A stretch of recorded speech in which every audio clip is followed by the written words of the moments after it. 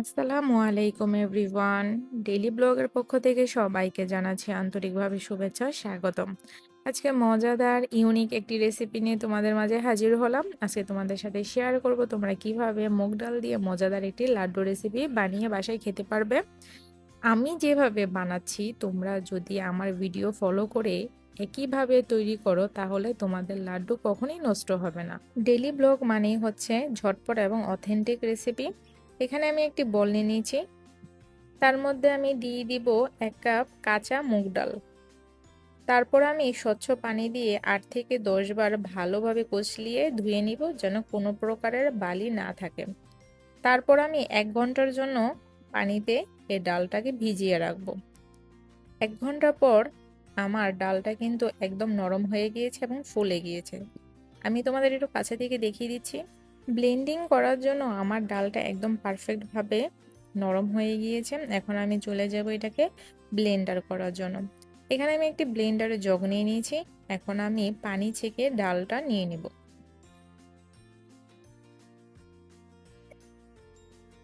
চলে যাব ব্লেন্ডিং করার জন্য। এটাকে তরলভাবে ব্লেন্ডিং করতে হবে।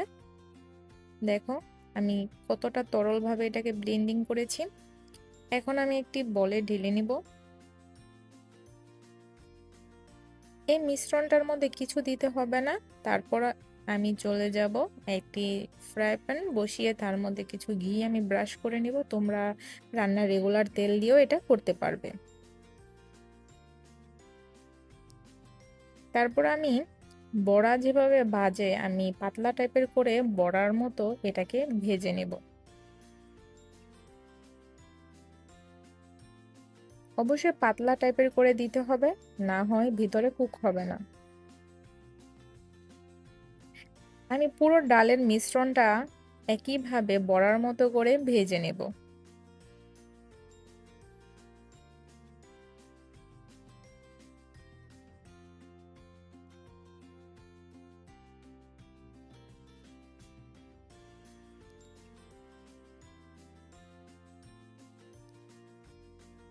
আমার কিন্তু এক সাইড হয়ে এসেছে।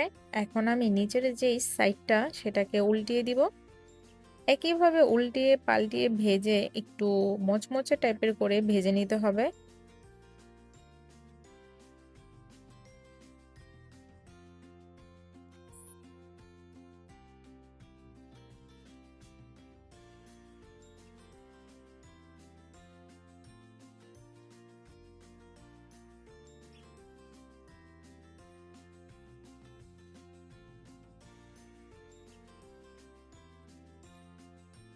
আমি এখানে কিছু ঘি ব্রাশ করে দিচ্ছি। আমি কিন্তু দোনো সাইড ভালোভাবে উল্টে পাল্টে একদম মচমচে করে আমি বড়াগুলো ভেজে নেব।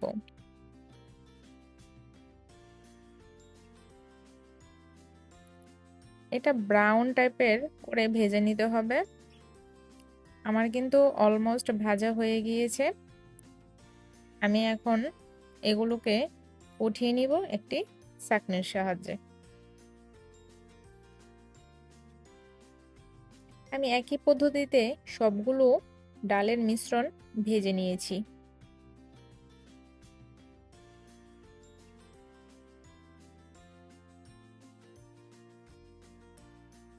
আমি চুলার আরেক পাশে আমি এখন চিনির শিরা রেডি করে নিব। আমি এখানে 1 কাপের মতো চিনি দিয়ে দিলাম।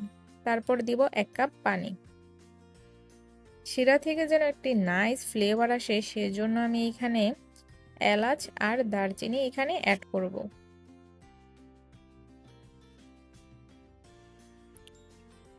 সবগুলো উপকরণ আমি ভালোভাবে মিশিয়ে, যেহেতু আমি ডালের লাড্ডু তৈরি করছি কালারটা যেন লাড্ডুর মতোই হয় সেজন্য আমি এখানে 1/2 চামচের মতো জর্দা রং ব্যবহার করছি। তোমরা চাইলে ফুড কালার ব্যবহার করতে পারো। এখন যেই বড়াগুলো আমি ভেজে রেখেছিলাম সেগুলি আমি ব্লেন্ডারে ব্লেন্ড করে গুঁড়ো করে নিয়েছি।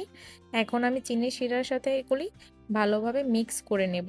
তারপর আমি আগে থেকে জাল করা 1 কাপ গরুর দুধ এখানে অ্যাড করে দিলাম। ভালোভাবে নেড়েচেড়ে অ্যাড করব 2 চামচ গুঁড়া দুধ। স্বাদটা যেন আরেকটু বেড়ে যায় সেজন্য আমি এখানে ব্যবহার করব 2 চামচ কনডেন্স মিল্ক। তারপর আমি এখানে দিয়ে দিলাম ভালো একটি ফ্লেভার আসার জন্য 2 চামচ ঘি। সবগুলো উপকরণ এখন আমি ভালোভাবে মিক্স করে নেব। যখন ফ্রাই প্যানের গা ছেড়ে ছেড়ে আসছে তখন এটাকে নামিয়ে নেব। আমি একটি বাটিতে এটাকে নামিয়ে নিচ্ছি। তারপর ঠান্ডা করে হাতে কিছু ঘি মেখে আমি লাড্ডুর শেপ দিয়ে দিব।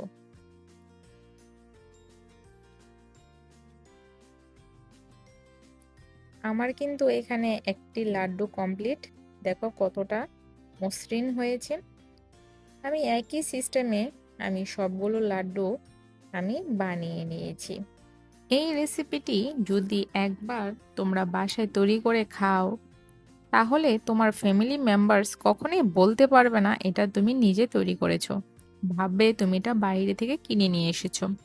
এই লাড্ডুটা এতটা মজা হয়েছে, যদি আমার পক্ষে সম্ভব হতো তোমাদের সবাইকে আমি একটু করে খাইয়ে আসতাম। আমি এখানে আমার পছন্দ মতো ডেকোরেট করে নিয়ে নিয়েছি কিছু বাদাম কুচি আর গুঁড়া দুধ দিয়ে। তোমরা তোমাদের পছন্দ মতো ডেকোরেট করে নিয়ে নিও। যদি আমার ভিডিওটি তোমাদের কাছে ভালো লেগে থাকে তাহলে লাইক শেয়ার কমেন্ট করে দিও। আজকে এ পর্যন্তই। নতুন আরেকটি ভিডিও নিয়ে খুব শীঘ্রই তোমাদের মাঝে হাজির হব। ততক্ষণ পর্যন্ত তোমরা ভালো থেকো, সুস্থ থেকো। আল্লাহ হাফেজ।